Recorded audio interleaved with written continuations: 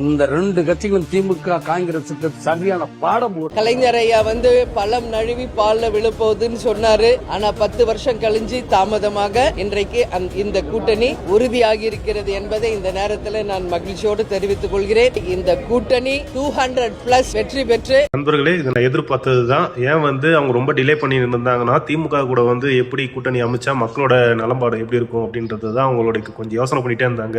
அவங்க ரொம்ப டிலே பண்றப்ப தெரிஞ்சு போச்சு திமுக கூட தான் கூட்டணி வைப்பாங்கன்னு எனக்கு முன்னாடியே தெரியும். ஆனால் அவங்க தான் தப்பு பண்ணுற ஆளுன்னு சொல்லிட்டு அவங்க கூடயே அதாவது எதிரி தன் தோழன்றதை கரெக்டாக அவங்க நிரூபிச்சிட்டாங்க. அவங்களுக்கு உண்மையாக சொன்னால் மக்கள் மேலாம் எந்த அன்பு பாசமும் கிடையாது. அவங்களுக்கு தேவை கட்சி நல்லா இருக்கணும், நல்ல நிலைமையில் இருக்கணும் அப்படின்றது தான் அவங்களுடைய ஒரு பொதுவாக இருக்கிற ஒரு நிலமை. பார்த்தீங்கன்னா இங்கே என்ன நடக்குது, ஏகப்பட்ட பிரச்சனை இருக்குது. அப்படி தெரிஞ்சும் போயிட்டு டிஎம்கே கூட கூட்டணி அமைச்சிட்டாங்க பாருங்கள். அது சுயநலம் தான். மக்களுக்காக அவங்க எந்த நலனும் பண்ண போகிறது கிடையாது. எனக்கு தெரிஞ்சது உண்மை தான். அவங்க கட்சியில் சேர்ந்து அவங்க கட்சியை வளர்க்குறதுக்கு மட்டும்தான்.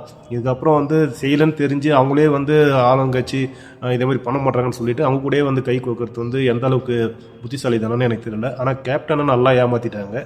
கேப்டன் ஐயா தான் இதெல்லாம் சேரக்கூடாதுன்னு சொல்லியிருந்தாரு. அந்த வீடியோ கூட நீங்க பாருங்க. என்ன கலைஞர் என்ன பண்ணாரு, இந்த தமிழ்நாட்டை அடமானம் தான் வச்சு இந்த ரெண்டு கட்சிகளும் திமுக காங்கிரசுக்கு சரியான பாடம் கேட்டிருப்பீங்க. இது கேப்டனுக்கு துரோகம் பண்ண மாதிரி தான் இது எங்க கணக்குப்படி. ஓகேவா, தமிழ்நாட்டு மக்களும் அதான் நினைப்பாங்க. ஆனால் திமுக கூடயே கை கோர்த்து கட்சி வளர்க்குறேன்ட்டு மக்களை எல்லாமே கைவிட்டாச்சு.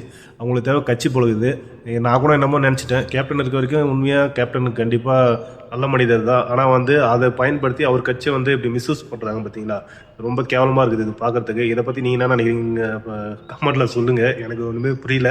சரி நினச்சேன், ஆனால் கண்டிப்பாக நடக்கும்னு நான் நினைக்கல. ஆனால் நடந்துடுச்சு. நான் நினச்சது கெஸ் பண்ணது கரெக்டாக தான் இருக்குது. தமிழ்நாட்டு மக்களை எத்தனை பேர் தான் முட்டாளாக போகிறாங்கன்னு தெரியல.